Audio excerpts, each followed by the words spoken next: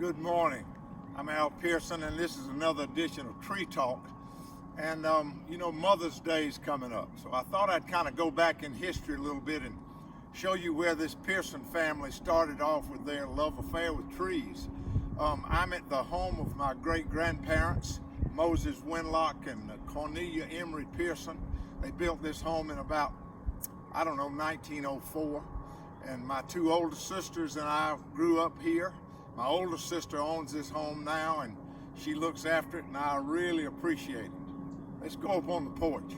When I grew up here, there were real big flowering crabapple trees on either end of this porch, and bees and climbing in them.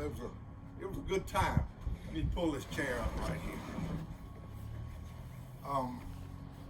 We grew up here, and my mother was a gardener and a watercolorist later in life, and she was homemaker of the year in I think 1956 in Georgia, and she was a talented and loving mother. And I've been wondering, how long does it take for you to stop missing your mother? For me, it's been about 40 years, and I haven't quite gotten over that yet.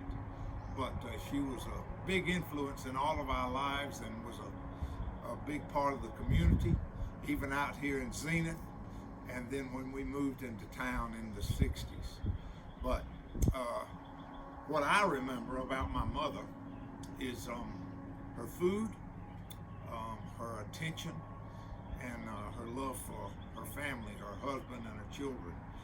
In the room that's right behind me is my little bedroom when I started off, and I can remember growing up with her putting me to bed at night, and she would have a blanket that was held in front of the little space heater, and she'd tell me to run, jump in bed, and I'd go jump in bed, and she'd follow behind me and wrap me up in that blanket. And I wish somebody would do that for me now. I'd take a little bigger blanket, but that was fun. Breakfast was a big meal. I hate to say it, but usually the first pan of toast got thrown out the door because it got burned. But the second pan was delicious, and eggs and bacon, but sometimes we would have fried fish or maybe fried doves for breakfast. Now, if you had a mother that would wake up and fix you fried doves for breakfast, she loved you a lot. And so we felt loved here with my mother, and miss her dearly.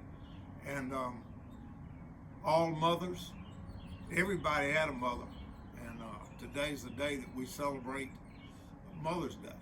And so those are the most vivid memories that I have of my mother. And she taught art lessons. None of her three children really picked up on the painting deal, but it's real fun to have pictures of peaches and pecans and flowers. She was a consummate gardener, and this place was full of flowers, and we were in the middle of a peach orchard when we grew up. And so those flowers and wildflowers that she painted are hanging in a lot of different places, but a lot of them are hanging in our homes. And so it's a special touch when you see something that your mother painted, just like it's a special touch when I'm around pecan trees that my father or my grandfather or maybe even my grandfather planted. So Mother's Day is a special day, and it's special at Pearson Farm, and peach season is around the corner. I hope you'll come visit us.